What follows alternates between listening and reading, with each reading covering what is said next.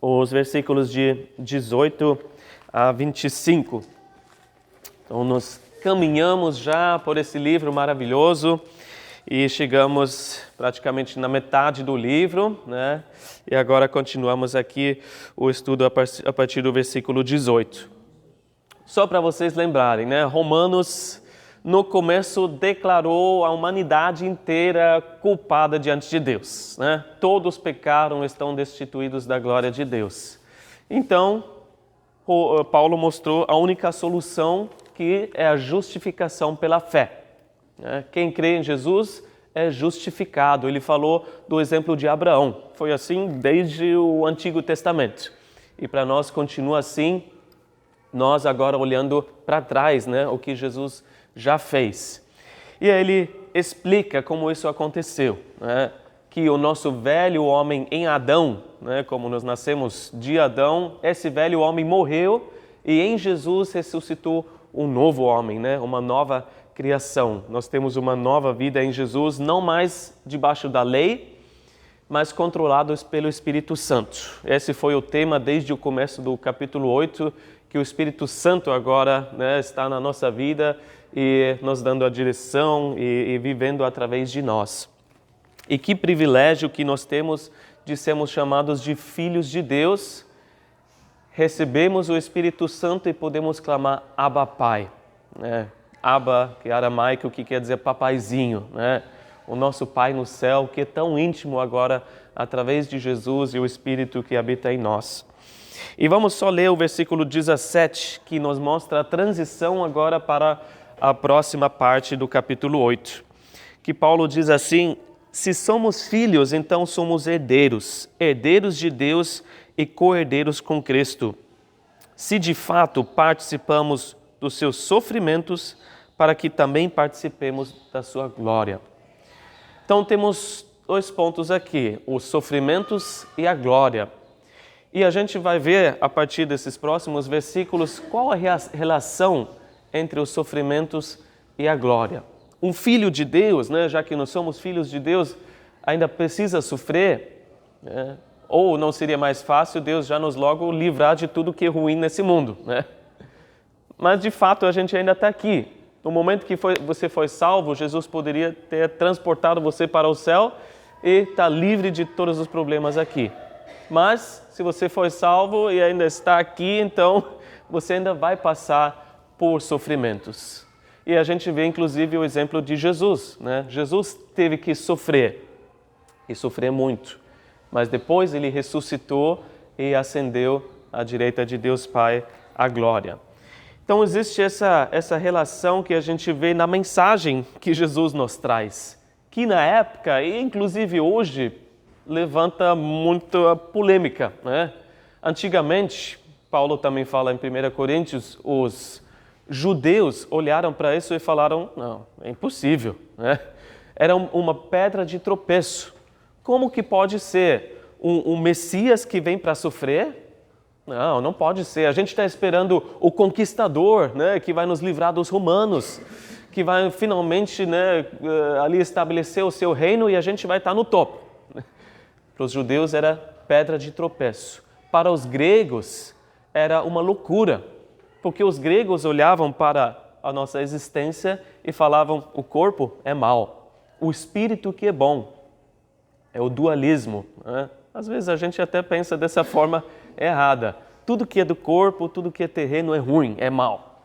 A Bíblia não fala isso, né?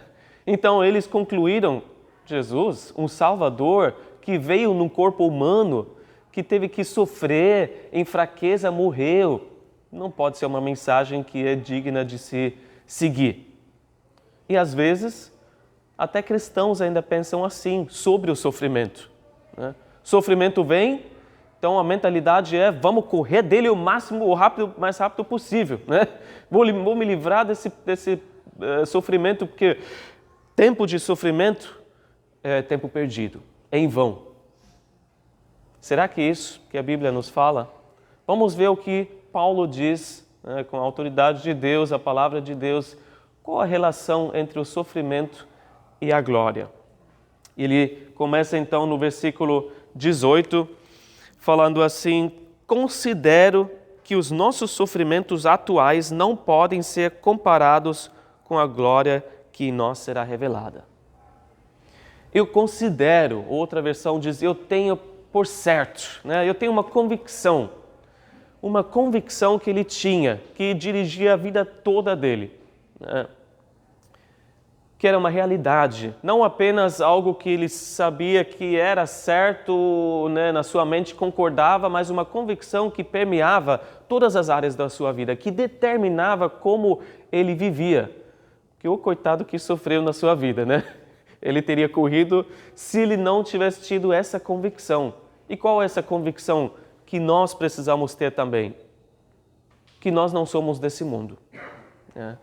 Você, como cristão, já deve ter reparado, agora você é diferente, né?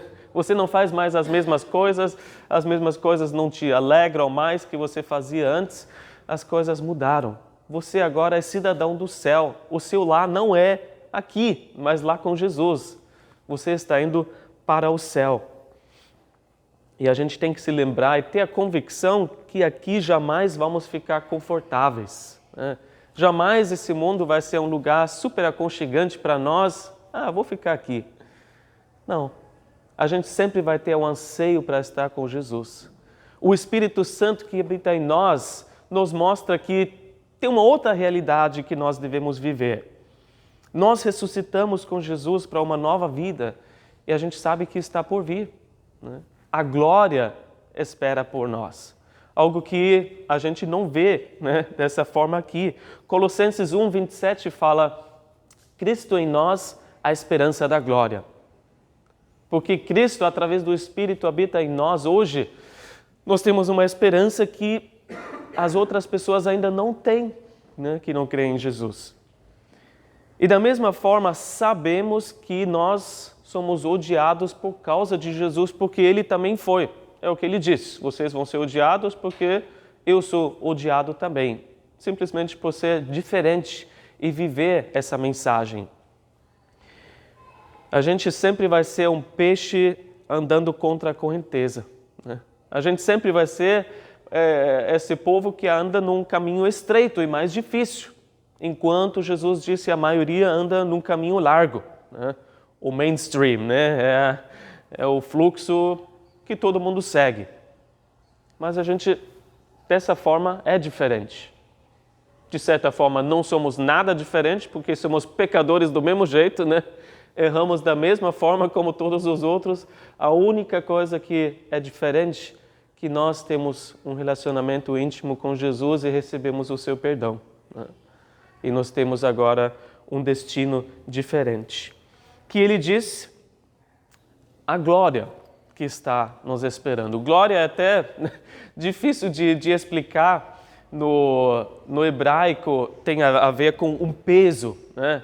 Algo que é pesado, que faz a diferença. Em outras passagens a gente vê como um brilho, como a beleza, como a perfeição de Deus. É tudo que não existe nesse mundo caído, né? É tudo que qualquer ser humano, na verdade, anseia, porque sabe que tem que existir mais do que o cinza, né, desse mundo. É todo o desejo e esperança de todo cristão, porque o Espírito Santo habita em nós e já nos deu uma prova de quão gloriosa a vida com Jesus é. Essa glória que está por vir, de certa forma, é um sussurro, né, que vem desde o começo, que vem desde o Antigo Testamento, quando a gente lê que nos primeiros capítulos, né, por causa da desobediência de Adão, se perdeu aquela glória. Mas depois, através da nação de Israel, foi restaurada aos poucos, né? A glória habitava ali naquele tabernáculo e depois no templo. Mas era quase impossível você chegar nessa glória, né? De vez em quando aparecia lá no meio do povo, mas você não podia se achegar àquela glória. Mais tarde a gente lê no Antigo Testamento que por causa dos pecados do povo, a glória foi embora, né? A glória ali do templo, saiu, gente, não consigo ficar mais no meio de vocês, tchau, fui. E a gente chega no Novo Testamento que a glória volta em Jesus. João fala que ele é praticamente esse tabernáculo que andou no meio do povo, né? Todo mundo agora podia ver a glória de Deus Pai. Por causa da sua morte e ressurreição, a glória foi restaurada para todo aquele que crê. E a gente agora vive nesse tempo da graça. O Novo Testamento olhando para a consumação de todos os tempos, quando essa glória vai ser revelada para todo mundo. E Paulo olha para esse dia, que ele fala, nesse dia vai acontecer algo espetacular, que é a transformação dos nossos corpos, né? A glorificação dos nossos corpos, quando a gente vai ver o fim tão desejado, né? Que Isaías 61, o profeta fala, beleza no lugar de cinzas, né? E um óleo de alegria em vez de pranto. Vai ser nesse dia que tudo que a gente anseia aqui, finalmente vai se concretizar. Então nós temos a glória esperando por nós, mas ao mesmo tempo ele fala, tem sofrimento.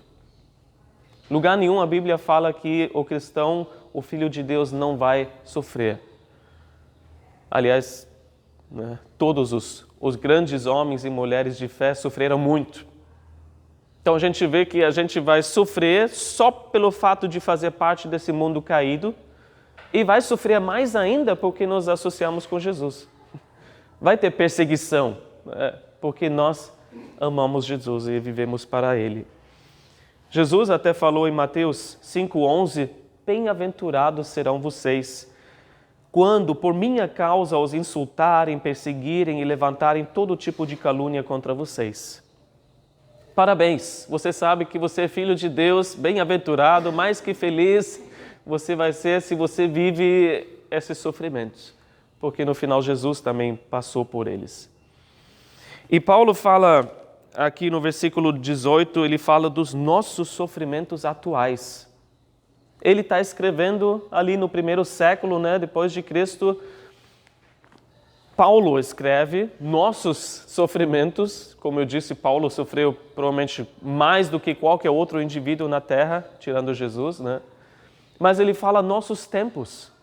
A época em que Paulo estava vivendo, com certeza, era mais sofredor para os cristãos do que hoje.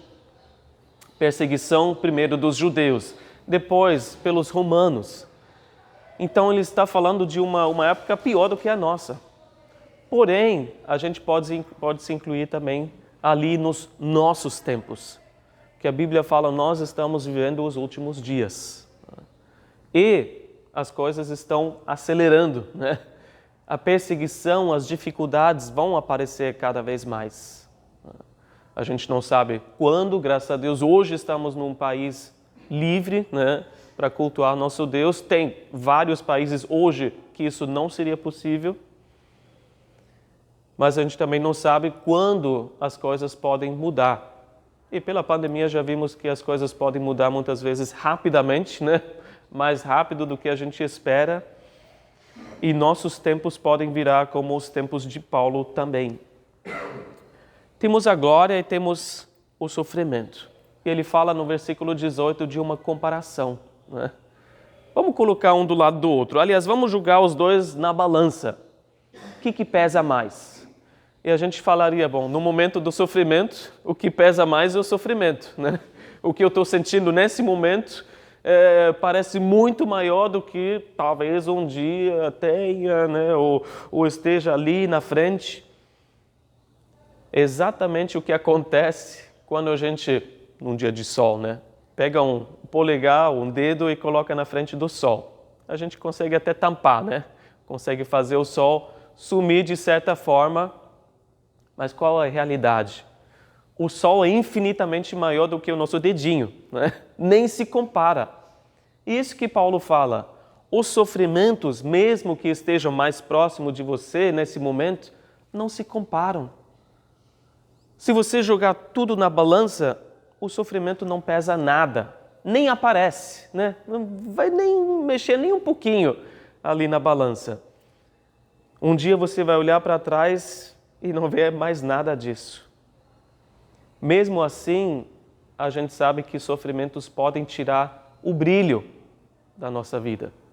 Podem tirar o brilho dos olhos de alguém que antes era uma pessoa alegre e hoje né, uma pessoa abatida.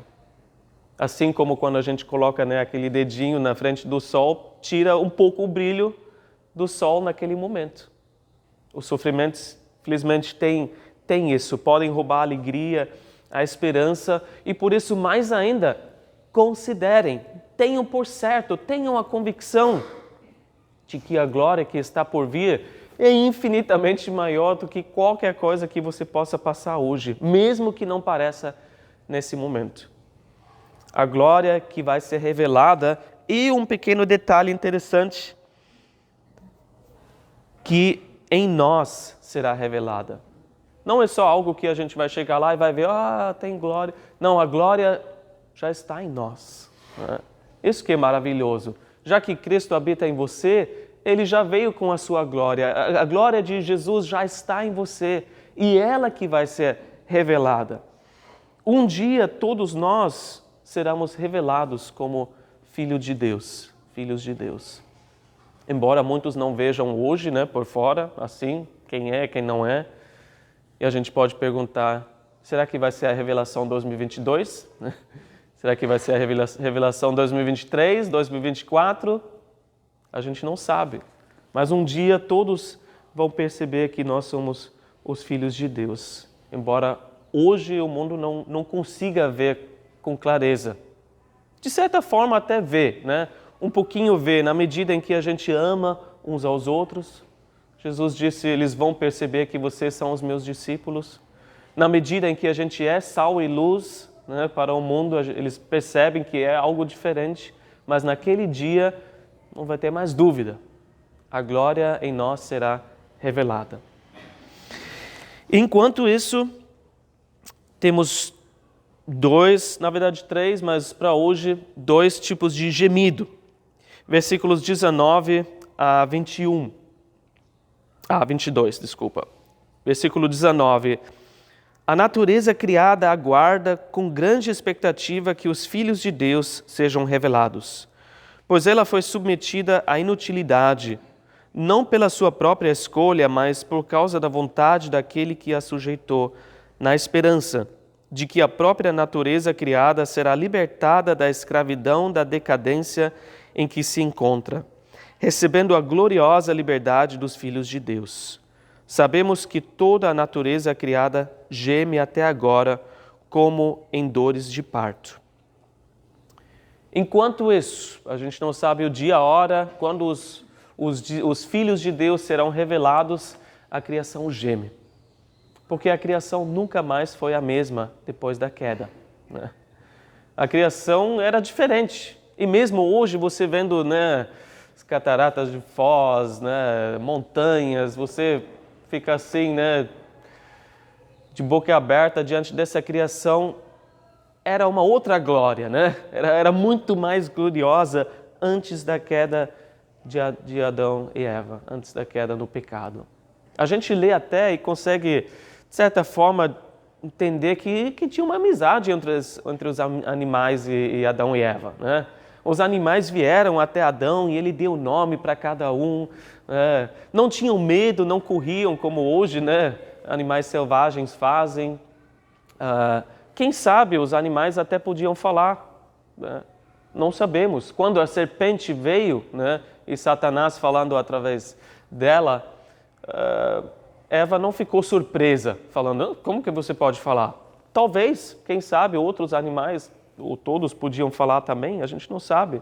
Mas a gente sabe que de repente tudo mudou. De repente, por causa da desobediência de Adão, tudo mudou. E Paulo fala, foi sujeito à inutilidade, né, à futilidade, uma escravidão da decadência, e dores entraram no mundo. E, entre muitas outras coisas, mostra uma coisa muito fortemente. É que o nosso pecado tem consequências, grandes consequências que a gente não enxerga no momento da nossa desobediência. Imagina, Adão podia pensar, e Eva, né? Mas Adão, que no final foi o culpado, né? O responsável. É só uma frutinha, né? Não vai acontecer nada. Tudo bem, né? No máximo vai atingir a mim, a minha esposa. Mas aí atingiu a criação toda. E quando a gente peca, a gente também não pensa no próximo, não pensa na esposa, no marido, não pensa nos filhos, não pensa, né, na comunidade. Mas tem grandes consequências quando a gente peca. Adão, quando pecou, e junto com ele Eva, também muitas consequências. De repente espinhos, né? De repente predadores e as presas, né, delas. A gente vê tanta coisa ruim acontecendo, vírus, né, bactérias que matam. Tudo isso entrando no mundo por causa de uma desobediência. E não foi por vontade própria. E talvez isso seja o pior, né? Quando você sofre, não porque você quis, mas porque o outro desobedeceu. Porque outra pessoa tomou uma decisão errada. E a criação sofreu. Como será que os animais reagiram naquela época? A gente só pode imaginar. E se os animais pudessem falar, né? O que teriam falado? A gente não sabe até que ponto os animais hoje não têm alguma noção ou sentem, né, essas dores e a culpa do homem. Mas eu lembro quando eu era mais jovem, já 22 anos mais ou menos, trabalhava lá nos Estados Unidos, no armazém. E o motorista que trazia os containers lá tinha um cachorro muito bonito, um cachorro preto. Eu brincava com ele, pegava os rolos, né, da fita, né, Durex, quando tinha acabado, eu jogava para ele, ele trazia para mim. Então a gente brincava bastante. Aí eu estava bem fresquinho na minha mente nessa passagem de Romanos 8. Aí às vezes eu olhava para ele falando assim, desculpa, né, por causa da nossa culpa, né, que você está assim, né, gemendo, né, está daquele jeito. Deve ser difícil, né, por causa de uma desobediência, tá nesse estado assim, sofrendo, né. A gente não sabe até que ponto, mas a Bíblia fala, de alguma forma, a natureza geme e tem dores por causa disso.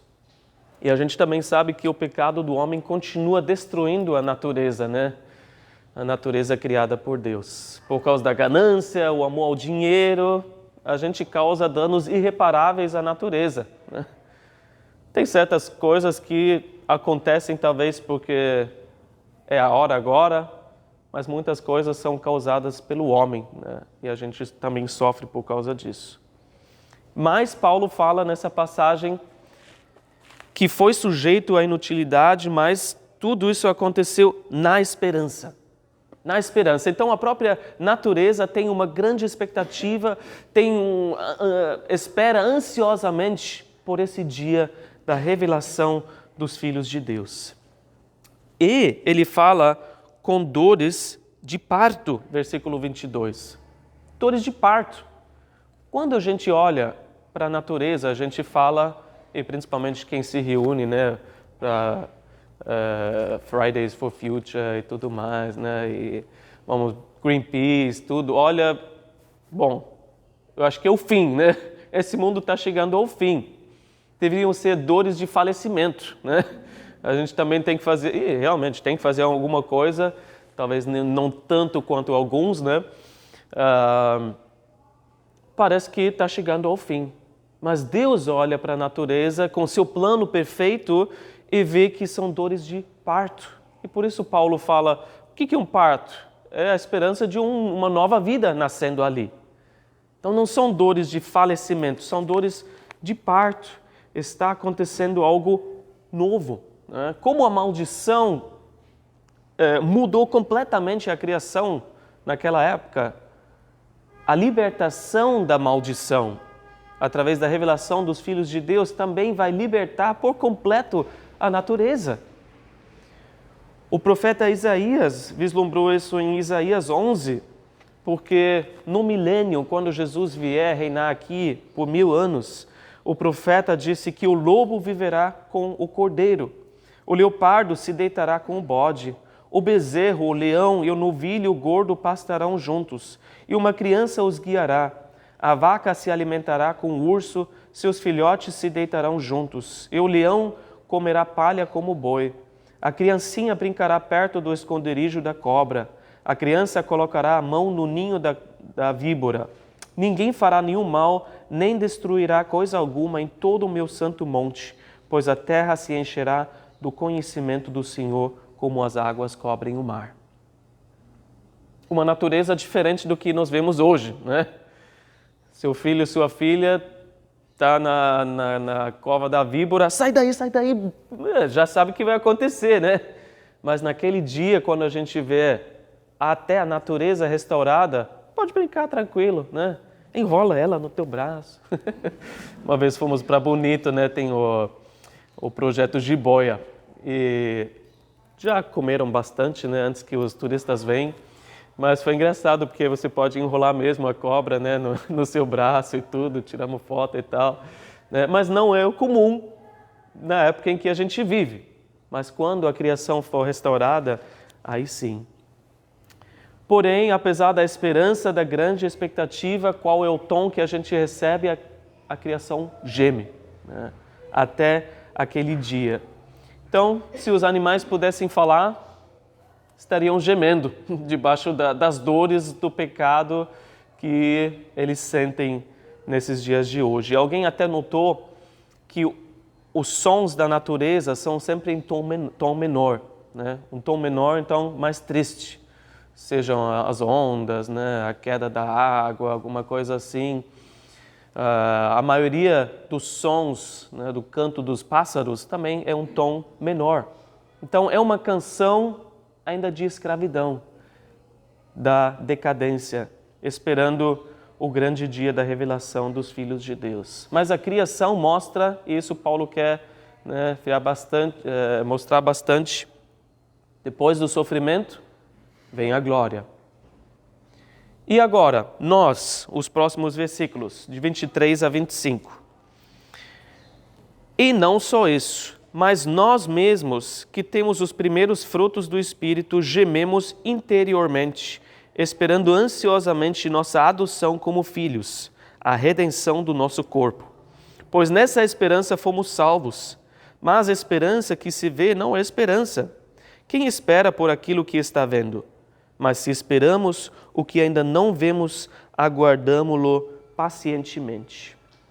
Não é só a natureza, somos nós também que gememos, né? Nós estamos gemendo da mesma forma, aguardando mais ainda, por quê? Porque nós temos o Espírito Santo em nós. Nós já temos uma prova dessa glória que está por vir. Nós já sabemos a alegria do céu, nós entendemos o que vai acontecer com os nossos corpos. Mas enquanto a gente sabe, tem a convicção, a gente ainda está em nossos corpos fracos e mortais, né? A gente ainda aguarda e quem não gostaria de logo trocar esse corpo por um novo, né? O próprio Paulo disse em pelo menos 2 passagens, em Filipenses 1:23, ele falou: estou pressionado dos 2 lados, desejo partir e estar com Cristo, o que é muito melhor. Ou ele fala estar com vocês, que vai ser mais benéfico para vocês se eu ficar. Então ele fala, é muito melhor estar com Cristo já. O que eu mais quero é sair logo desse corpo, né? E estar com Jesus. Em 2 Coríntios 5:8 ele fala a mesma coisa. Temos, pois, confiança e preferimos estar ausentes do corpo e habitar com o Senhor. Pergunta para Paulo, o que você prefere? Prefiro estar com o Senhor, né? Não mais nesse corpo. Mas Deus ainda tem um plano para nós aqui, por isso eu estou aqui, né? Paulo e nós falaríamos. Mas nós gememos também. Quer dizer, toda a alegria do cristão, que é grandiosa, né? Sempre tem um certo tom de tristeza, né? Sempre tem um pouquinho, né, daquilo que a gente ainda sofre aqui. A alegria vai ser perfeita, né, quando a gente estiver no céu. Mas hoje a gente ainda geme um pouco porque sabemos que ainda falta uma parte. Sabemos que ainda não estamos no nosso lar eterno, né? Sabemos que ainda estamos aqui e não é o nosso lar. Jesus, inclusive, gemeu, né? Muitas vezes, mas principalmente quando ele estava chegando no túmulo de Lázaro e ele viu todas essas pessoas, né, chorando, lamentando. Ele sabia que Lázaro estaria voltando para a vida. Ele chamaria Lázaro de volta, saindo desse túmulo. Mas ele viu o peso, as dores que o pecado trazem para a humanidade. E ele chorou, ele gemeu dentro de si. Mas ele sabia que estava por vir, e a gente também sabe que o melhor ainda está por vir. Como Paulo fala, a gente espera ansiosamente a adoção de filho. E você pode falar, mas peraí, a gente não viu no começo de capítulo 8 que nós fomos adotados como filhos, A gente aprendeu que ele nos aceita como filhos adultos, como herdeiros, já somos. Mas Paulo fala, nós já temos isso, mas ainda não. Essa é sempre, de certa forma, a dificuldade na vida cristã. Que nós já somos e ainda não. Jesus já nos vê perfeito, mas eu ainda erro tanto. Ainda não sou quem Jesus já me vê. E eu já sou glorificado diante de Jesus, mas ainda tenho nesse corpo. Estou nesse corpo hoje. Nós somos filhos de Deus, adotados por Ele, mas a concretização, a finalização, quando a gente recebe o nosso corpo, essa parte ainda falta. Essa parte ainda vai acontecer, assim como Jesus foi glorificado no seu corpo. Não apenas um espírito que voava por aí, não recebeu um completamente novo corpo. Esse daqui é o modelo 34 depois de Cristo, sei lá. Não, ele recebeu um novo corpo do corpo que ele já tinha. E o nosso corpo também, esse corpo aqui, fraco, cheio de problemas, vai ser glorificado. A gente tem um bom exemplo, inclusive na natureza, a lagarta que se torna uma borboleta. É o mesmo corpo, É esse mesmo corpinho que se transforma. E assim nós seremos transformados. E o Espírito Santo em nós é essa garantia. Paulo também fala, é o depósito, Se você quer comprar um carro e fala, não vende para ninguém, estou te dando um depósito desse, um sinal, pega esse dinheiro aqui. Esse é o Espírito Santo em nós. Jesus já deu um sinal, de que Ele vai completar a sua obra e vai redimir os nossos corpos também. Então, apesar dos gemidos, é uma alegre expectativa de que depois do sofrimento vem a glória.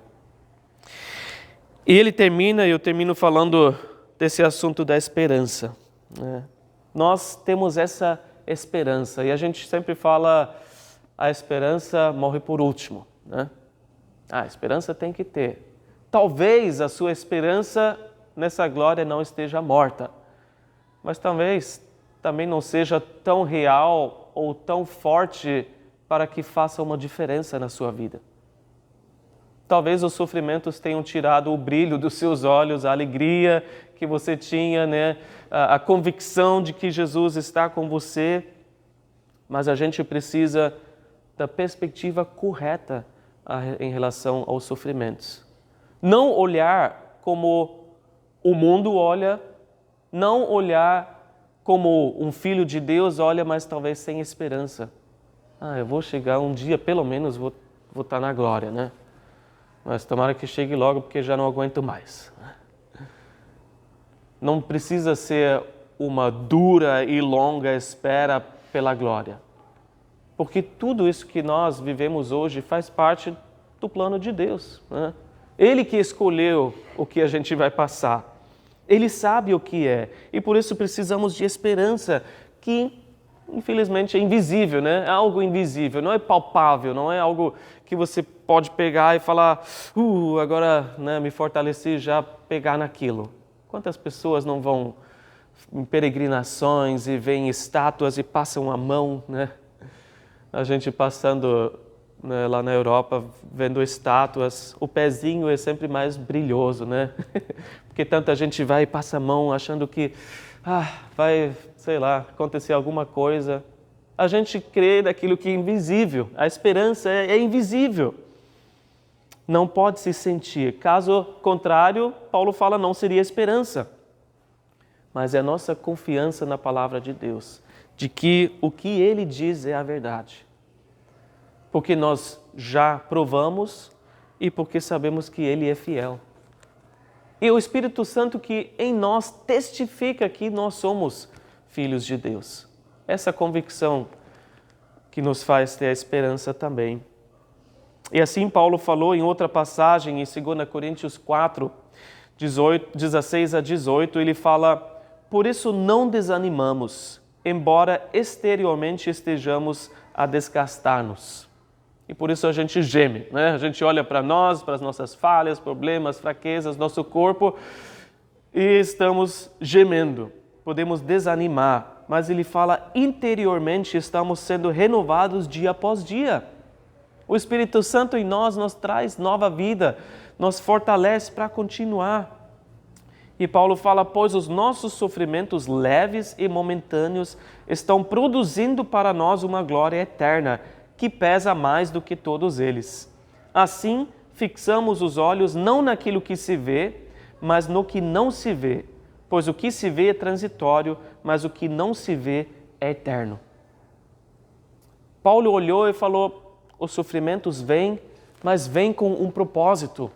Como tudo que Deus nos dá, de certa forma é um privilégio poder sofrer também, porque vem com o propósito de produzir em nós uma glória eterna, que pesa muito mais do que qualquer outra coisa. Então, cada gemido que a gente faz, porque a gente ainda geme, que a gente ainda olha para nós muitas vezes, na verdade vai nos lembrar na esperança da glória, na glória prometida. E isso muda tudo para nós, essa perspectiva de quando você passar por uma adversidade, uma dificuldade, vê isso como prova de que Jesus crê em você, julga você, considera você não só digno de passar por isso, como os primeiros cristãos falavam: nós somos dignos, né, de sofrer para Jesus, mas também apto, Ele te julga apto de passar por isso, porque Jesus jamais te daria uma coisa que você não consegue passar, né? Nenhum sofrimento Jesus manda, o Deus manda, permite, né, que aconteça falando: esta aí vou permitir porque vai acabar com ele ou com ela. Jamais, né? Então Ele te julga digno e apto de passar por essa prova, essa provação. E em tudo a gente deve esperar pacientemente. Versículo 25. Aguardamo-lo pacientemente. Que só pode ser através da fé, né? Uma fé que nos ajuda a ter paciência, porque pode ser qualquer dia, né? Essa é a nossa fé. Como o Paulo vai falar mais tarde em Romanos 13:11, porque agora a nossa salvação está mais próxima do que quando cremos, né? Mais um dia, então estou mais um dia mais próximo da glória, né? Mais um dia próximo da glorificação, da redenção do meu corpo. Então não vamos ficar impacientes nos sofrimentos, não vamos ficar impacientes conosco mesmo nesses momentos. E não vamos desistir, ou como Paulo falou, desanimar, porque está parecendo mais difícil do que a gente consegue aguentar nesse momento. A gente vê que Deus começou a reverter a maldição que veio através de Adão e Eva, através da cruz. Através da cruz de Jesus, Ele nos deu nova vida, Ele nos deu a salvação, mas a consumação ainda vai acontecer. Nós temos essa esperança de que a glória está por vir, que Ele vai completar a salvação através da redenção dos nossos corpos e, junto com isso, a restauração de toda a natureza. Então, que a gente possa ver os sofrimentos com outros olhos, como oportunidades e como momentos em que Deus está produzindo em nós uma glória eterna, que pesa muito mais do que os sofrimentos. Aprendemos até com a criação, que depois do sofrimento vem a glória. Que isso fique no nosso coração, que a gente possa meditar nisso e se alegrar de que Deus vai terminar o plano que Ele começou em nós. Amém? Vamos orar. Senhor Deus, obrigado pela Tua palavra, obrigado pela certeza de que nós somos filhos de Deus, uma vez que nós colocamos a nossa confiança em Ti e no Teu sacrifício na cruz. Obrigado por vir para essa terra, por sofrer, por nos mostrar o caminho que é assim, por causa do pecado nesse mundo. E o Senhor teve que sofrer. Nós já sofremos e não sabemos como ainda vamos sofrer até o final da nossa vida aqui, mas sabemos que nada aqui marca o final mesmo, porque até a nossa morte, que talvez a gente esteja temendo de certa forma, essa morte física, é apenas a transição para a nossa vida eterna. E, Senhor, que qualquer sofrimento que qualquer pessoa aqui esteja passando, seja, Senhor, para a Tua glória e para produzir uma glória maior ainda. Senhor, que os sofrimentos que cada um esteja passando aqui não venham tirar a alegria do coração, a esperança do coração, nem o brilho, Senhor, da vida, mas que possam nos fortalecer e nos mostrar que de fato somos filhos de Deus. Que o Teu Espírito venha testificar em nosso coração de novo de que nós estamos no caminho certo. Embora seja estreito e mais difícil, nós estamos no caminho para o céu. E obrigado, Senhor, por essa promessa Tua, Senhor, de que esses corpos em que nós estamos não vão simplesmente cair na terra e ser comido por verme, como muitos acreditam, e aí chega o fim, mas Tu tens um plano, Senhor, até para esses corpos, que às vezes a gente despreza, Senhor. Gostaríamos de ter outro corpo, Senhor, outra experiência, Senhor. Mas Tu tens um plano para redimir e glorificar mesmo esses corpos fracos e mortais. Obrigado, Senhor, que tudo isso foi conquistado na cruz. Nós Te louvamos e te agradecemos, em nome de Jesus. Amém.